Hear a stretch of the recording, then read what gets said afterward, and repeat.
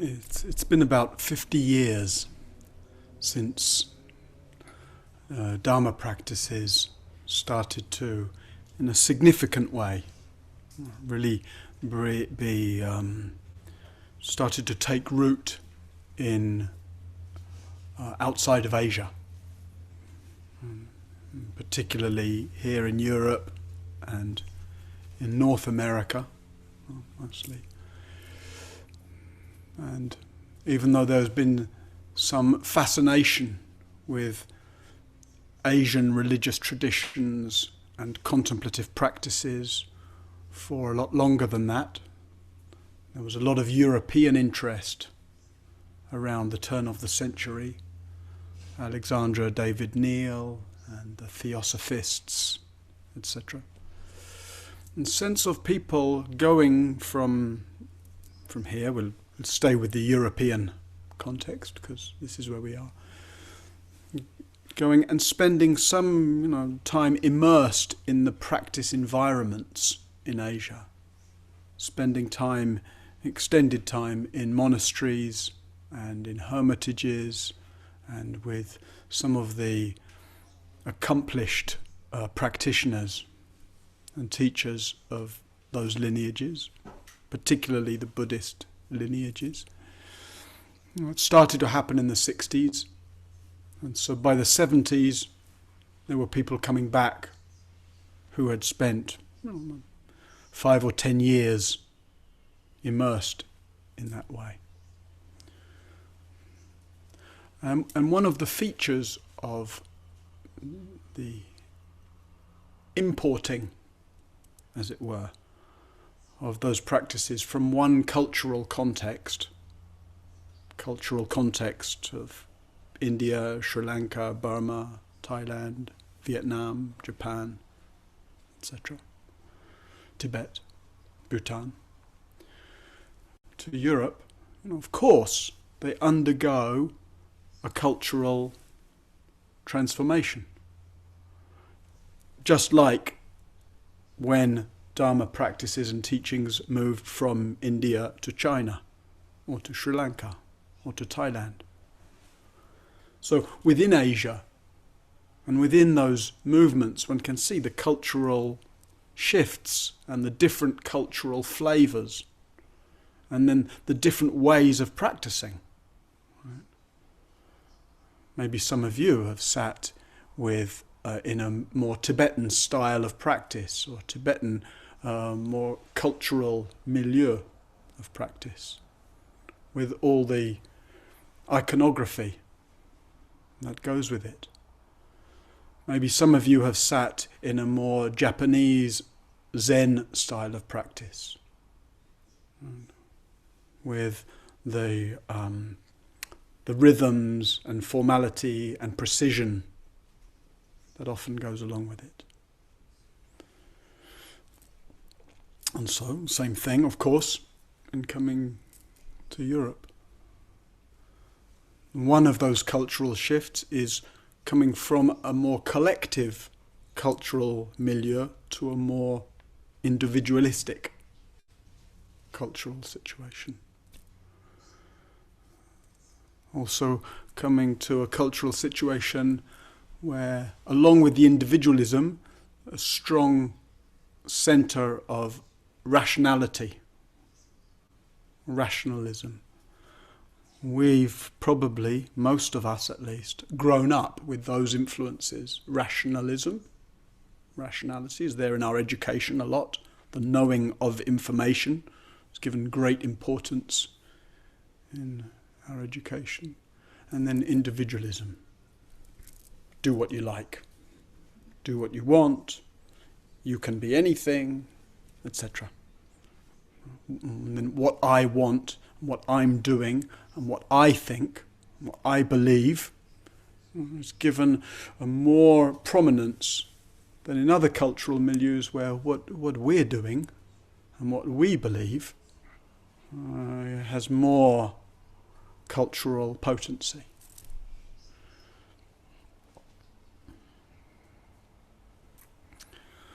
And so things changed and continue to change in that cultural translation.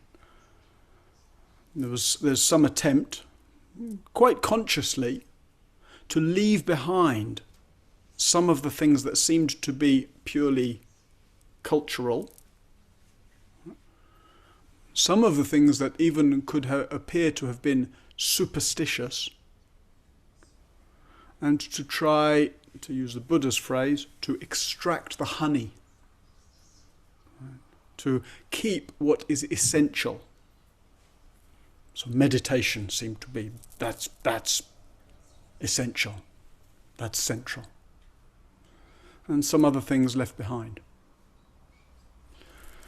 And it's possible, of course, when one tries to keep some things and discard others, that you might end up a little bit throwing the baby out with the bathwater, as that saying goes. In the asset stripping of Dharma practice, which is one way of seeing the sort of denuding of that.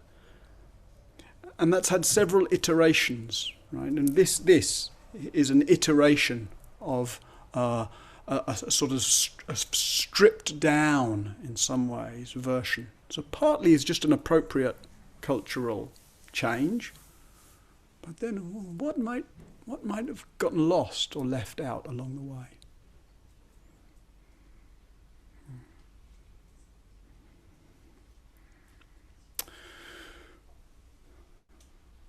So there's a kind of lay Buddhist-ish vipassana insight meditation type scene, right?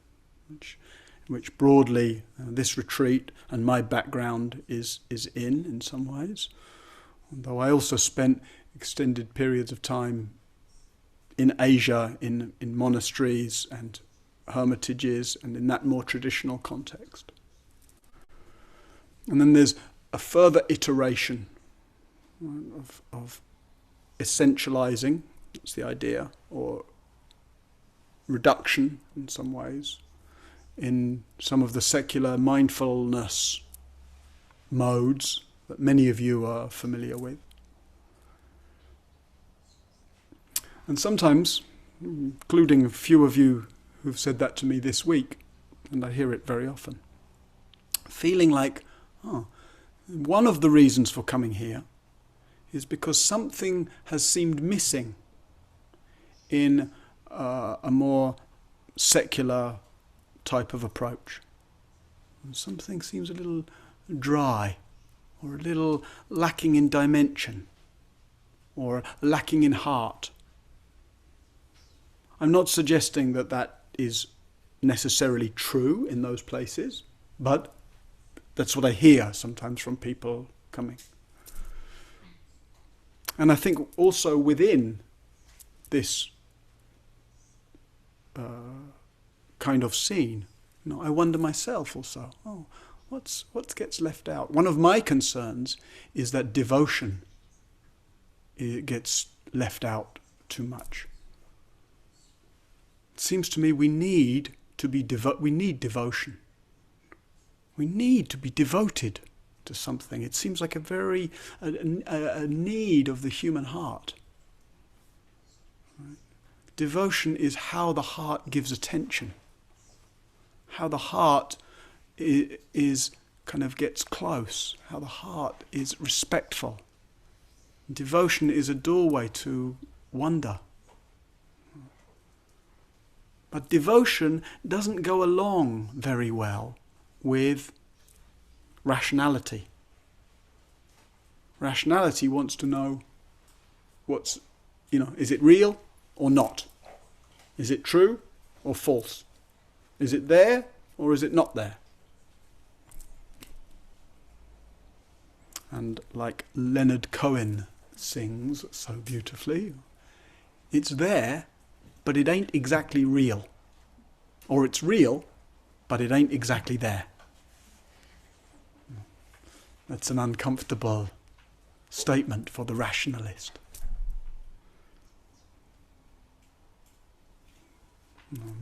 When we built this hall, well, a lot of devotion actually went into the conceiving, the designing, the building of this hall. A sense of how to best accommodate practice and what we wanted to do here. The wanting to create a space that was something of a counterpoint to the Dhamma hall there. And the idea to have Tara as the central blessing figure in here, kind of feminine icon, female icon, in counterpoint to the more masculine Buddha and more austere Buddha image in the other hall. But an austere Buddha image is sort of more familiar to a lot of people. You can like it or not like it, but it seems normal. Meditation center, Buddha, that's okay. But Tara's got a bit more going on. Right? It's like there's various other celestial beings floating around her. She's got all kinds of golden, bejeweled stuff happening. And it seems it's a bit more provocative sometimes for people. Who is Tara? There's no good answer for the rationalist. Who is Tara? Tara expresses, represents, symbolizes, demonstrates, shows us awakened compassion, the capacity to gather up all beings, to love all beings, to respond to the suffering of all beings. Okay, but who is Tara? Where is Tara? Where is Tara? Is Tara there? Or is Tara here? Or is Tara there? If you need to know, you can't meet Tara. You don't meet Tara in trying to find out who she is or where she is. How do you meet Tara? Like that. With devotion. You bow to Tara, and it might be that in bowing to Tara you meet Tara. It might be that in bowing to Tara, you become Tara. But unfortunately, we want to understand how that can be, or what that means.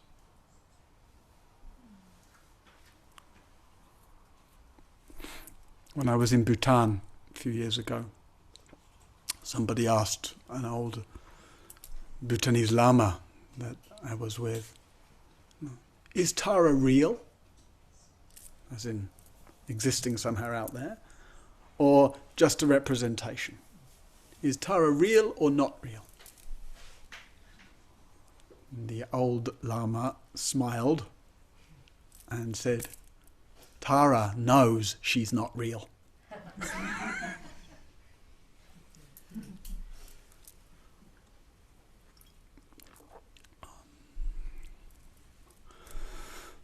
So, question, what are you devoted to? What are you devoted to? And maybe you've never even wondered, never even considered. Or it may be that you may think, I'm devoted to my practice. I'm devoted to those I love. Devoted to awakening. Or it may be that you're devoted to the work you do. Maybe those all can seem like good and wholesome and helpful things to be devoted to. And sometimes we can also find that there's a gap between what I would say I'm devoted to and what I actually give a lot of attention and energy to? What do you actually give your heart to? What do you actually give time and care and attention and love to? That will show you what you're actually devoted to, and whether it's different maybe from what one thinks one's devoted to or would say one is devoted to.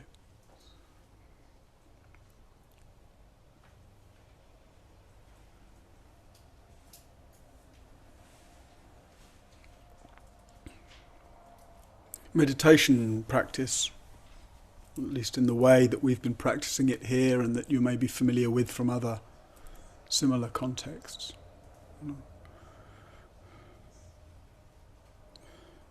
it shows us how to give close attention, investigative attention. And it shows us a lot about how to see into and how to understand some of the patterning of our minds and hearts. But this quality of devotion shows us how to give ourselves to what's happening.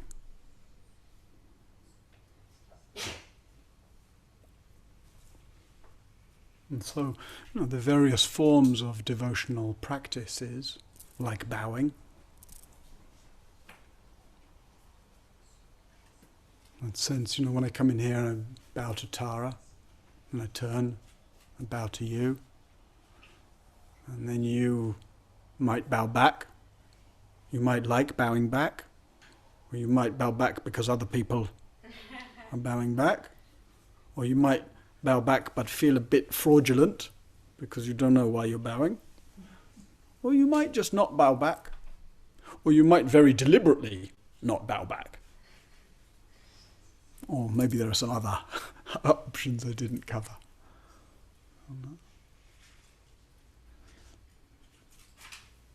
And we might have that question, why would I bow? Or what am I bowing to?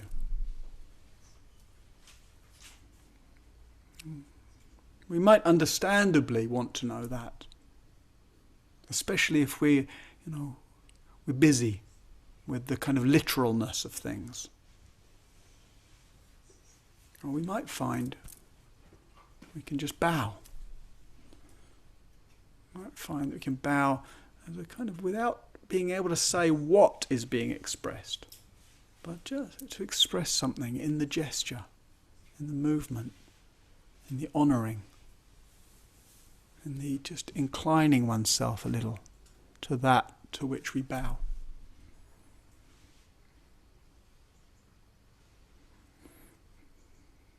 Chanting also can be a devotional practice. There are much better chanting practices than the ones we do here. The Buddhists aren't so good, really, at devotional chanting. It's all a bit dirgy.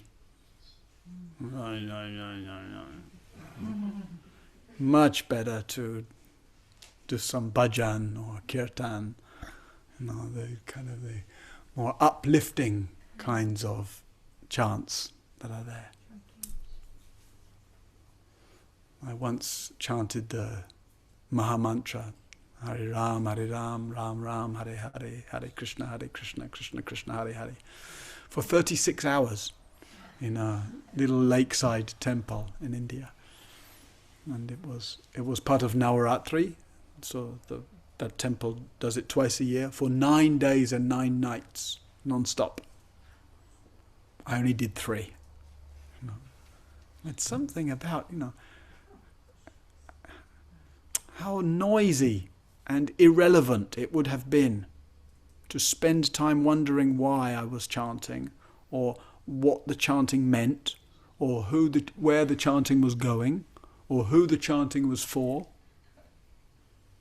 Just giving the heart to the chanting, letting the heart be both offered to the chanting and be nourished by the chanting.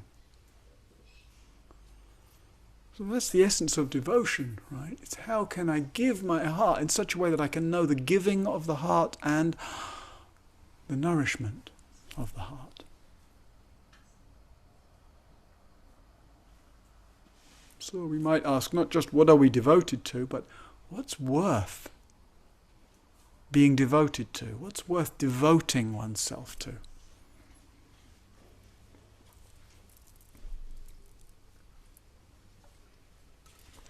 We've been chanting the refuges and the homage in the evenings, and traditional, the three jewels, Buddha, Dhamma, Sangha, right? The traditional objects of devotion in the Buddhist tradition. And we mentioned a little first evening, the different ways one can orientate to those. There can be devotion to them as objects, the Buddha, the Dhamma, teachings, the Sangha, other practitioners. Or there can be devotion to them as principles or possibilities, right? To be devoted to the principle of awakening. Awakening is possible. To be devoted to Dhamma, right? To the sense of giving oneself to the way things are, to keep remembering the way things are. And devotion to the sense of Sangha, right? Kind of the way I can both receive and offer support, to commit to the nourishment and one's obligations towards a community. Or we can also do. There can be devotion to the three jewels as attitudes in the moment, right? Giving myself here and now to whatever awakeness is possible. And actually orientating right now to the fact that here and now it's like this. Regardless of my preferences and views. Let me at least really acknowledge right now it's like this. And then devotion to that sense of Sangha, right? Actually giving oneself to the fact that we're in this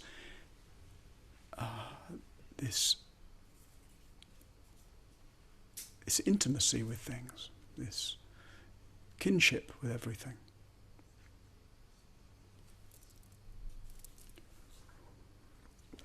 And for some of you, the three jewels, for example, or some other devotional focus may have built up a certain kind of momentum in one's life. Like when bowing 3 times, Buddha, Dhamma, Sangha, or when chanting the refuges, Buddhang saranang gacchami, Dhammang saranang gacchami, Sanghang saranang gacchami. Right?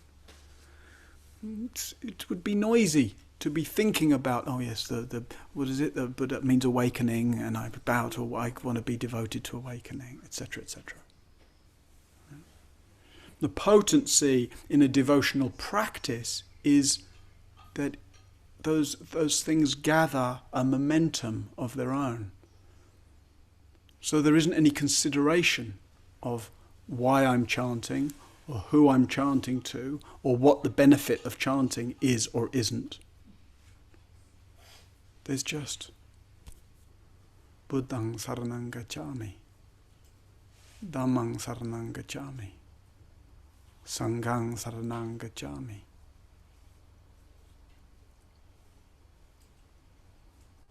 Would be a kind of tragedy for anyone, but certainly for us as practitioners, to be deprived, or to deprive ourselves of the the heart of devotion.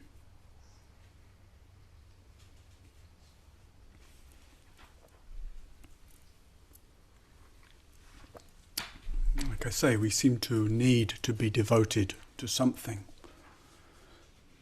And that used to be that our religious institutions, most of us here have grown up in a kind of European context, it used to be that our religious institutions managed devotion, proposed objects of devotion. But that's gone. Right? It's gone. It may not be gone for any one particular individual here, but collectively, socially, it's gone. And so, living in a secular society, we end up with secular objects of devotion, because, like I say, we need devotion.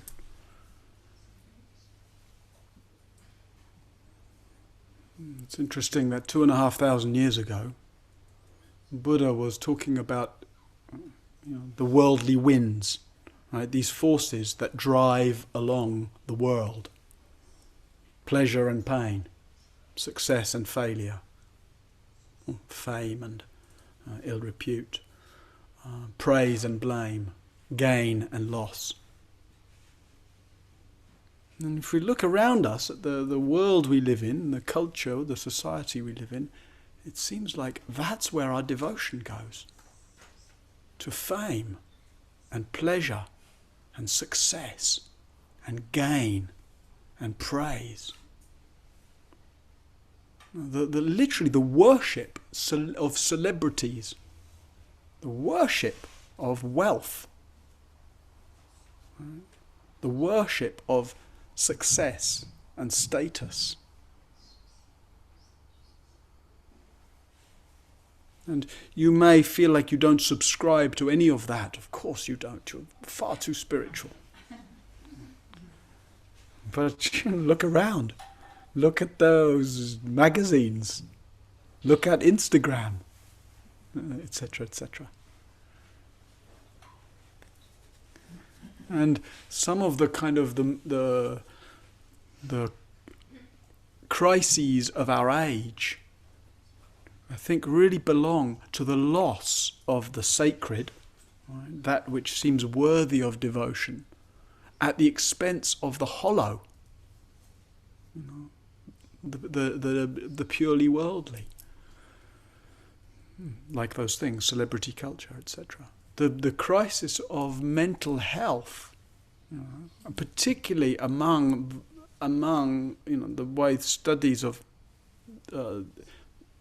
the engagement with social media, right, is really tied to the amount of engagement with social media, tied quite strongly to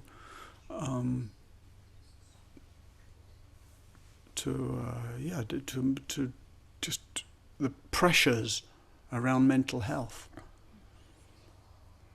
It's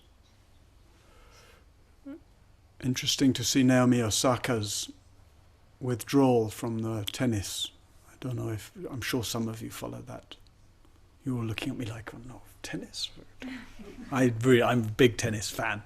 So, and just the pressures of through social media, through media engagements, through expectation to be a certain way. And then the immense courage to just drop all of that.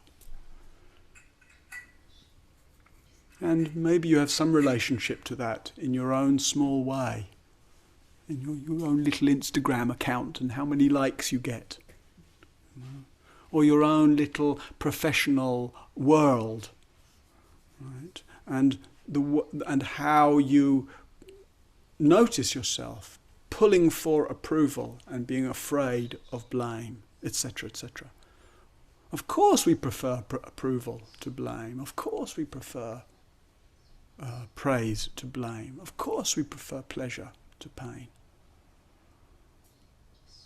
But when pleasure and fame and success and gain, wealth, become these kind of cultural icons at the expense of something deeper, at the expense of the heart, at the expense of the sacred. And then we live in denial of the fact that loss and pain and failure and whatever the other one would be, the other side of those winds, they're normal, they're natural, they're built in. Right? And to actually know, oh yeah, pleasure and pain go together. Success and failure go together. It's not wrong. It's not wrong when there's something painful. It's not wrong when things don't work out. It's not wrong when we lose something or someone.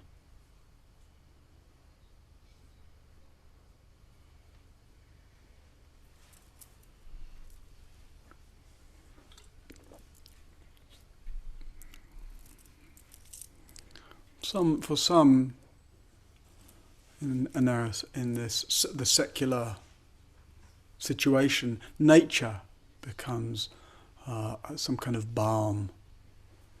Nature seems like, there's something worthy of devotion, or something that just evokes devotion, love for nature.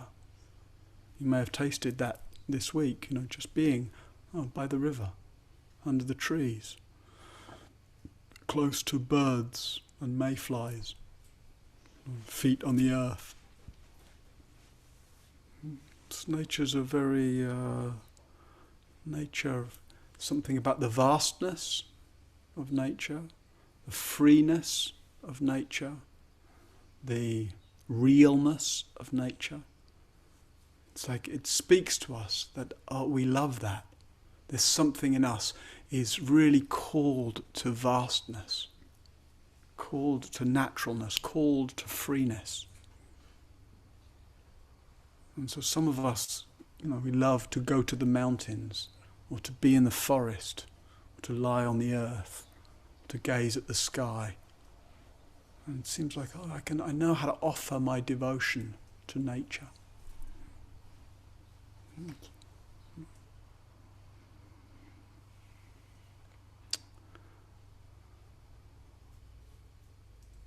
Sometimes, in spiritual scenes, the devotion, there's people sort of attract that devotion. There may be somebody that we're very inspired by.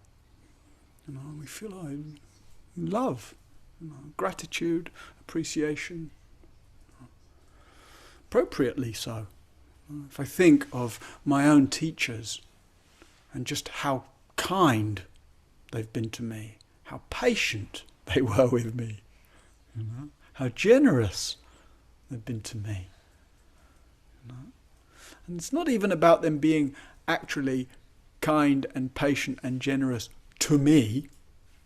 It's more that they were just kind and patient and generous, and I was fortunate enough to be there in the field of their kindness and patience and generosity.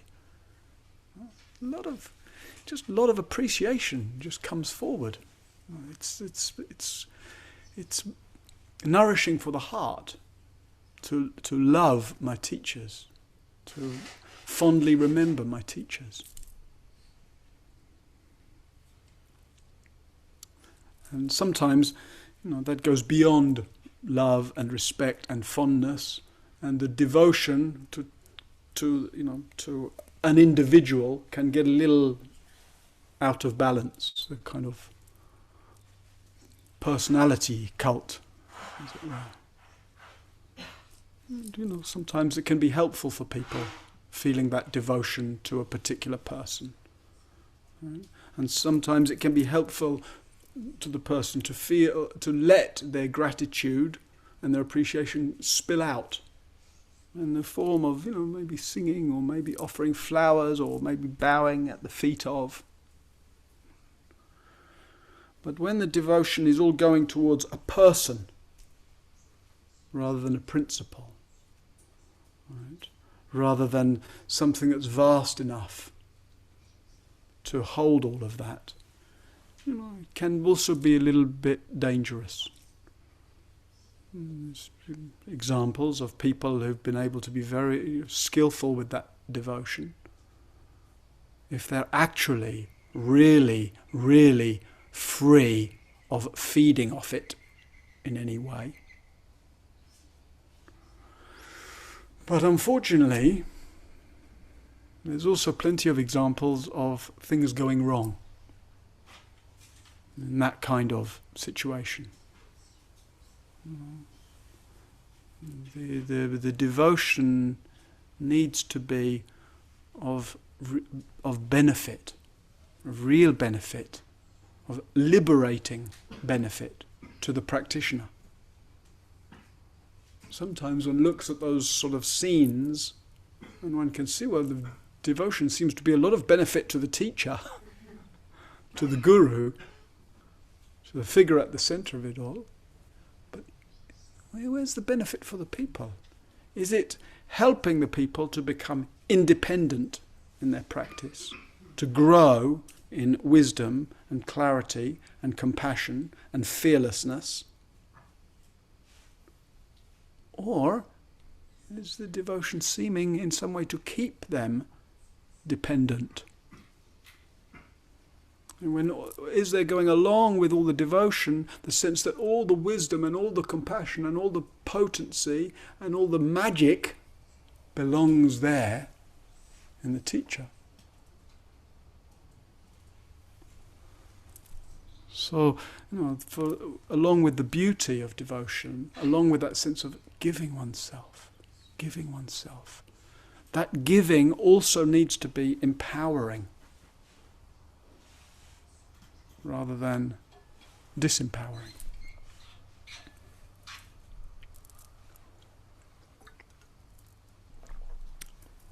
So I've tried to look at some of the traditional forms of devotion. And then there's secular forms of devotion, and then nature as devotion, etc. Then I'd like to propose another sphere of devotion. And I was just thinking, when I was thinking today about this talk, I was like, okay, so if I ask myself that question, what am I devoted to? And the response that came is lots of F words. Fearlessness. Devoted to fearlessness. And fun. Fun. Devoted to fun. That might seem a strange object of devotion, but I'll get to it in a minute. Devoted to living fully and dying freely.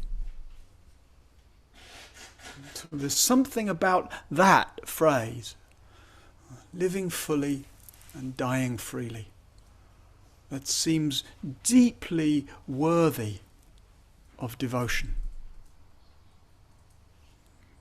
And then we're invited to see, well, how do I give myself to living fully? How do I give myself to dying freely, given that I've no idea when or how that will happen, other than it'll be pretty soon, any day or any decade now.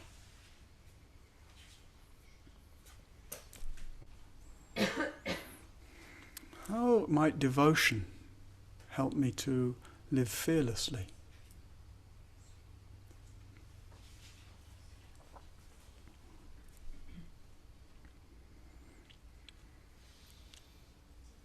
It seems particularly poignant to think of living fully and dying freely, given that there's,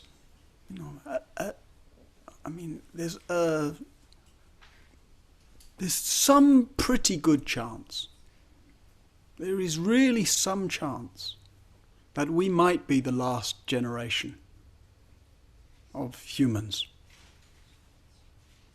There's an increasingly stronger chance a more than likely chance, recent MIT study, more than 50% chance that we will be the last human generation to live in the kind of, within the kind of infrastructure that we've come to take as normal.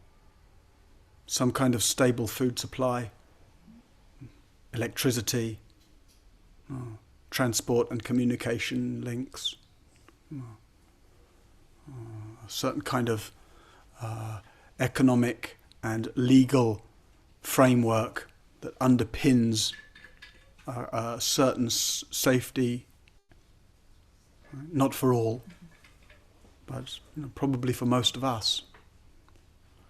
We've gotten so used to that that it seems normal, it seems stable. But hey, things that seem normal and stable aren't. Nothing is stable. Things seem normal and stable. Just think back to March 2020. Right? We were going along in a way that seemed normal and stable. And then suddenly, borders were closed, couldn't go to work, couldn't do this, couldn't do that, had to stay at home. It's so interesting how we assume normality and stability. The life behaves for some time as if things are stable. But it just, like that, stability vanishes. So it might seem alarmist, right? It's certainly difficult. It's difficult to just land steadily in the idea of we might be the last generation of humans.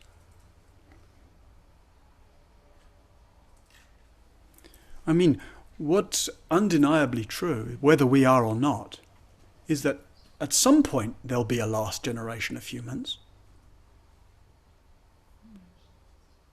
Why not us? No. Our assumptions of stability are such that, no, surely humans, they just go on. That's what's supposed to happen. It feels like, surely that's what's supposed to happen. Things are supposed to keep going. Except there's nothing in life that just keeps going. Everything dies. Everything collapses. All individuals die. All collectives die. All systems die. All planets die. How can we be devoted to life? How can we give our heart to life?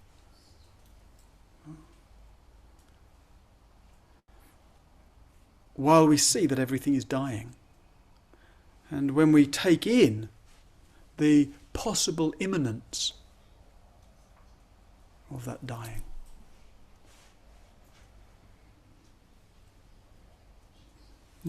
People have been studying this stuff now. Collapsologists. Maybe I'm just interested. If you're familiar with the term collapsology, then you can raise your hand. It's like a small half. Well, it's a thing. Most of the studies seem to conclude that that's what's happening. We're collapsing. Our social systems and our economic systems are collapsing. The stability of our climate is collapsing. And when we look at all the previous collapses, you look at previous systems that have collapsed,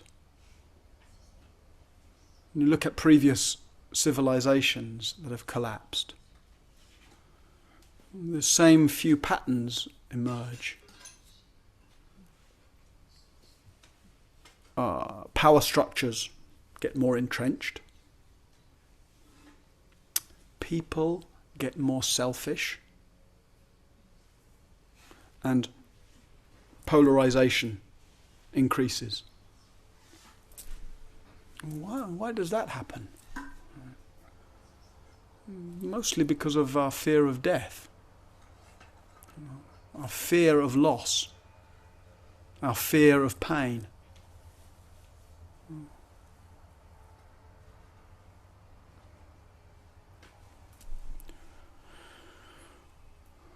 Seems like if we don't want to collapse that way, if we want, in the beautiful words of Joanna Macy, she is talking these days about collapsing well.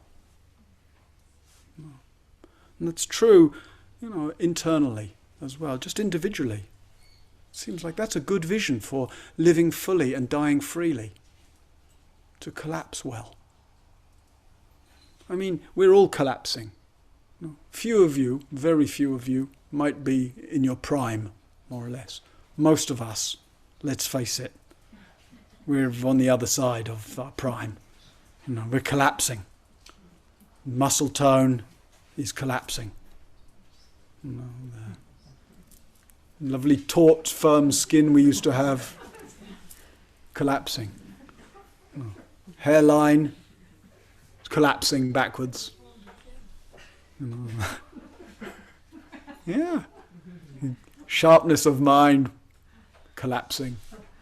Memory, collapsing.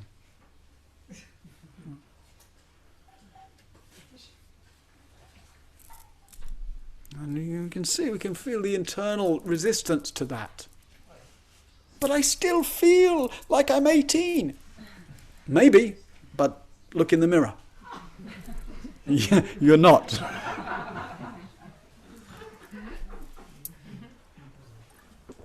Get with the program. You're collapsing. Collapse is inevitable. Whether collapse happens fast or slow, whether it happens through illness or injury or accident, right? Or whether it rolls on gently, gently. It's mostly out of our hands. So just ourselves, we might say, how can I collapse well? It seems to be very, to devote one's life to collapsing well. That's what I mean when I say living fully and dying freely. Collapsing well. Graciously. Without problem. Without resistance. Without fixation. Without fear. And maybe that's the challenge of our generation, collectively. To be devoted to each other. It may be, it may not, but it may be out of our hands how the collapse of what has seemed to be stable happens. This time next year, or this time next decade, or this time 50 years from now. At some point, the chances that we won't have stable food supply, that we won't have fresh water, that we won't have law and order, that we won't have that which we've come to take for granted. The chances of that are high.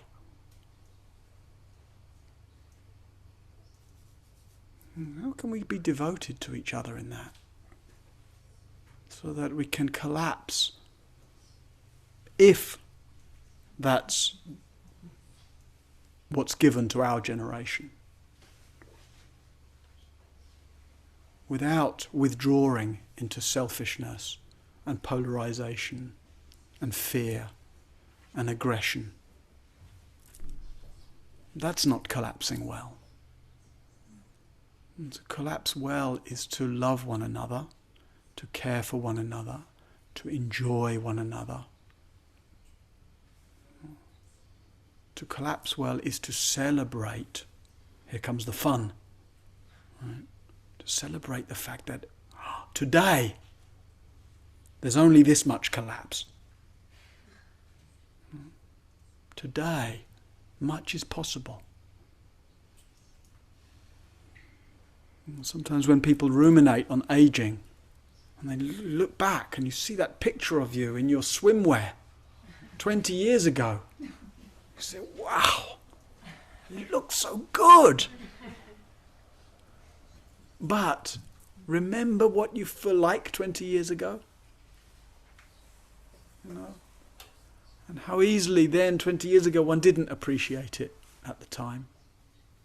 You know? But in another 20 years, how you are today will look really good. You know? What a tragedy to wait 20 years to appreciate how it is now. You know? This is the most uncollapsed you'll ever be from now on. This is as good as it gets. It's downhill from here. Right? I know that might sound a strange way. It might sound pessimistic. But you know, if we look deeply into life, we go beyond optimism and pessimism and so-called realism. We enter into is-ism, just like this ism.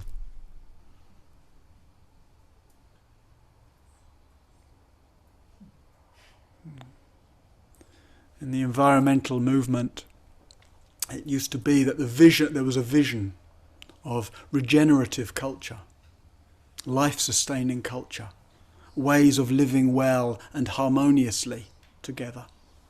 That was somehow on the other side of capitalism or of environmental degradation. But that looks increasingly unlikely. We don't seem very good at collective, voluntary renunciation. We don't seem very good, even though the evidence is in our face, at radical transformation. However many inspiring individual examples there might be. So maybe, I'm not ruling that out, but maybe there's a life-sustaining, generative way of being together that doesn't need to wait to be on the other side. That's about how we devote ourselves to each other. How we engage with living fully. How we listen for the sacred. How we express our care. How we grow into the fearlessness that individually and collectively knows that right now it's possible to live fully and to die freely.